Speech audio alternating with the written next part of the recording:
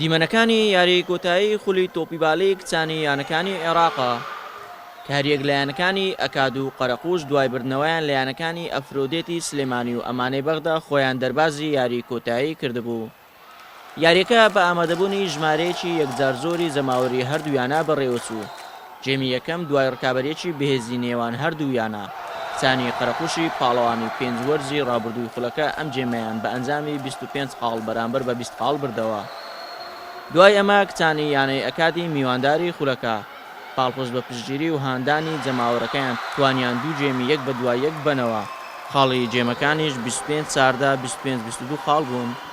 جێمی چوارەم کچانی ئەکاد بە ئامانجی بردنەوەی ئەم جێمە و یەکلاکردنەوەی یاریەکە هاتنەوە یاریگا.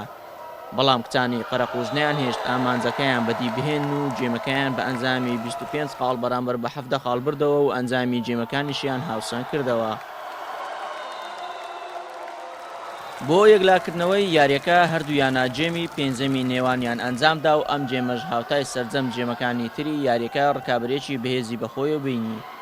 دوجار کچانی قەرەقوش ئەم جێمەشیان بە ئەنجامی 15 خاڵ بەرامبەر بە 12 خاڵ بردەوە و یاریەکەشیان بە ئەنجامی 3 جێم بەرامبەر بە 2 جێم لە کچانی ئەکاد بردەوە.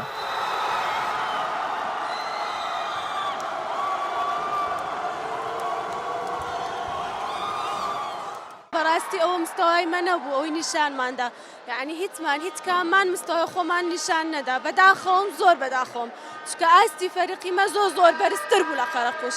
فەرحانین کولش دڵخۆشین زۆر ماندووبوونەکەمان بە هەدەر نەچوو. سوپاس بۆ خوای گەورە. پاڵەوانانی یانەی ئەکاد لە یاریەکە کەمتەر خەمیان نەکرد بەرامبەرمان. وەکو دەزانن ئەوە نازناوی شەشەممان بوو لەسەر یەکتر و هەشتەمین بوو لە مێژوو یانەکەمان. دووبارە پیرۆزە لە هەموو لایەک.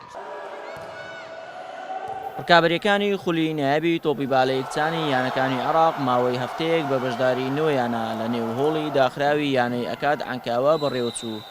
دوجار یانەی قەرەقوش بووە پاڵەوانی خولەکە و پلەی دووەم و سێمیش بۆ بەشی یانەکانی ئەکاد و ئەفرۆدێتی سلێمانی.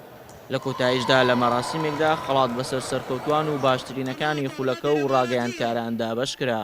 دوای هەفتەیەک لە پێشبڕچێ و ململانەی نێوان نۆیان بەشداروەکەی خولی تۆپیباڵی کچانی یانەکانی عێراق دوجار یانەی قەرەقوش بە بردنەوەی لە یانەی ئەکاد توانی نازناوی هەشتەم لە مێژووی خۆیدا بەدەستبێنێت کە ئەمە نازناوی شەشەمی بوو لەسەر یەکتر. ئومێد ئیبراهیم، گەلی کوردستان، هەولێر.